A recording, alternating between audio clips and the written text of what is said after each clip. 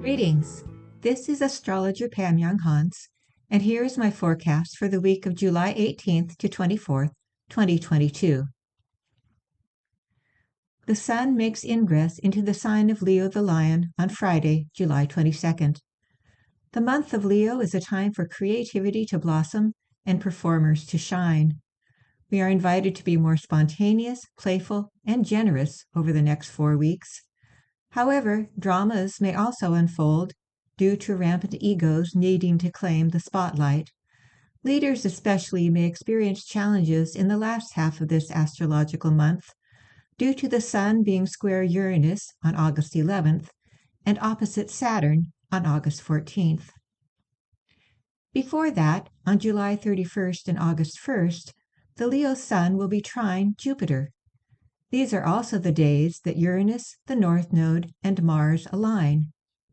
The combination of these influences represents an urge to expand, to be more, and to know more than we have up to this point. There is also an increased willingness to take risks and an openness to new ideas and perspectives. It will be very interesting to see what unfolds at the end of July, given this combination of expansive energies. Leading up to the Sun's ingress into Leo on Friday, we have some very strong Pluto aspects, which means we are moving through a significant transition time. The Sun, Mercury, and dwarf planet Ceres are all traveling together in late degrees of Cancer, and all are opposing Pluto in Capricorn. Ceres exactly opposes Pluto on July 17th, Mercury on July 18th, and the Sun on July 19th. People may feel vulnerable and defensive while these aspects are in effect. Cancer is a very sensitive sign and thus feels emotions deeply and also easily feels threatened. Like a crab in a tide pool, Cancer can respond to perceived attacks, Pluto, either by scurrying under a rock, withdrawing, or by brandishing its claws, attacking. When we work with these transits, it will be helpful to remind ourselves not to take things personally and to maintain good boundaries. We can feel overwhelmed emotionally when Pluto is involved in an aspect, since the psychotherapist planet tends to bring up deep feelings that we usually may suppress or repress. I often tell my clients who are going through a strong Pluto transit that they can expect to feel like they have PMS for a while. The emotions that arise are real, but they are closer to the surface and more intense than usual. It is also important to remember that, like the crab, we have the ability to sidle, to move off to the side, away from the upsetting circumstances or people. Once removed physically and energetically from a situation, we can more objectively observe what has transpired and make a more reasoned decision about how to respond. Then, when our heart and pulse rates have returned to normal, we can return to address the situation without needing to respond from an attitude of defensiveness. There are benefits to these Pluto oppositions, even if they are uncomfortable to work with. As truths are revealed and vulnerabilities are exposed, the door is opened to more honest self-expression, which can deepen relationships.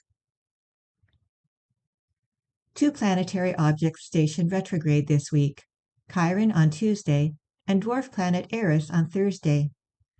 These are important events because we tend to feel the energies of a planet more powerfully when it is moving very slowly, such as when it is about to change direction. Wounded healer Chiron is currently in Eris and is working to reveal and heal the wound that expresses itself as a lack of confidence, an inability to know what one wants and desires, and a feeling of not being able to take assertive action. At the basis of this wound is feeling that we don't have the right to exist, much less have our desires met. This wound can cause some to go quickly into anger, simply because there's an unconscious belief that one must be loud and assertive in order to get the attention that is desired. Interestingly, there are some similar qualities associated with Eris, which is also in Aries at this time. Eris is becoming known as the champion of those who feel disregarded or unjustly treated. As a goddess of discontent and the feminine counterpart of Mars, reactionary Eris shows resistance through assertive and usually controversial actions. With these two planets at their station this week, along with the Pluto aspects in effect, strong feelings are likely to be expressed. Do your best to stay grounded and in balance emotionally, and remember to sidle as needed. The two social planets, Jupiter and Saturn, are exactly semi-square this week. This aspect represents a conflict between our hopes and ideals, Jupiter, and the reality we see manifesting in the world, Saturn. One manifestation of this aspect could involve frustrations or obstacles in legal matters and in ethical or religious issues.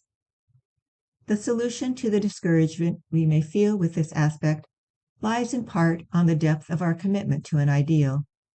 The more we accept that frustrations and apparent setbacks are part of the journey, while having the discipline and faith to persevere, the sooner we will begin to see progress. Although this semi-square perfects on Thursday, it is a longer-term aspect because it involves two slower-moving planets. It is in effect for at least a few weeks before and a few weeks after the date it is exact. Here is my list of this week's important planetary aspects, along with my brief interpretations of each. On Monday, Mercury is opposite Pluto and also conjunct Ceres. Strong opinions are expressed today. Conversations can be very honest and deeply emotional. Information may come to light that was previously hidden. On Tuesday, Mercury enters Leo. While Mercury is in Leo from July 19th to August 3rd, we are drawn to think about how to express ourselves creatively and also how to feel more joy in our lives. People can tend to be more dramatic in speech and focused on telling their personal story. Also on Tuesday, Chiron stations retrograde. While Chiron's influence is heightened, the part of us that feels fearful or lacks confidence may come forward, asking for our love and attention. Tuesday is also the day that the Sun is exactly opposite Pluto. Power struggles can arise. Do your best not to overreact, but to step back as needed to gain greater objectivity. And on Tuesday, Mars is semi-square Neptune. Our sense of direction is foggy today, and we may not know what we really want. On Wednesday, Venus is semi-square Uranus.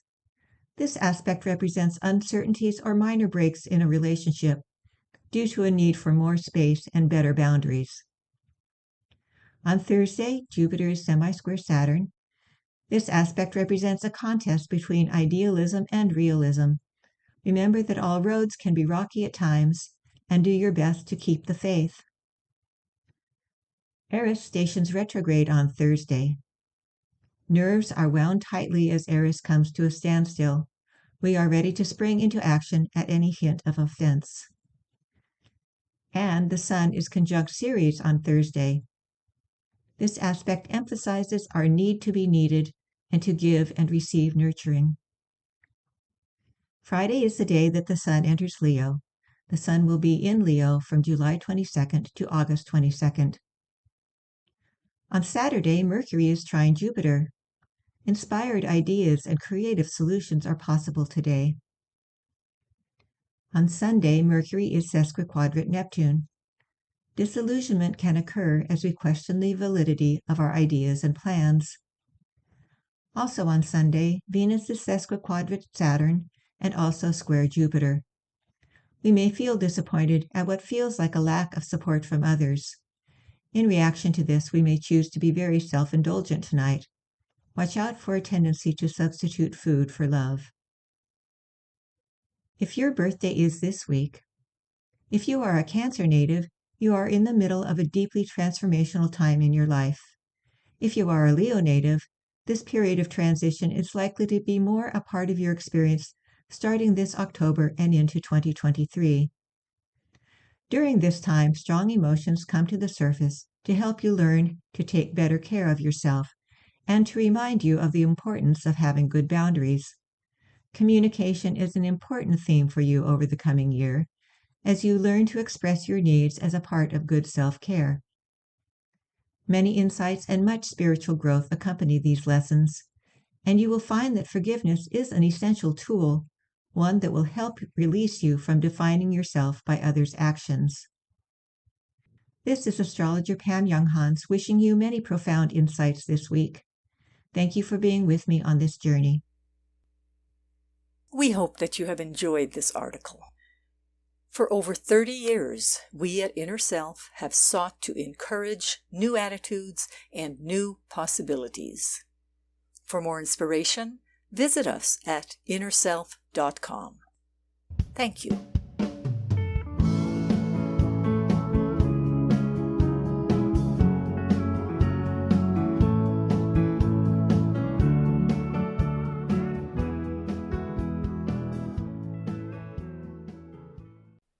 Visit the Inner Self Market for new attitudes and new possibilities.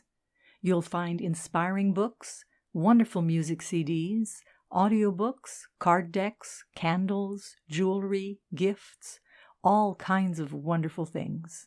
Visit us at market.innerself.com.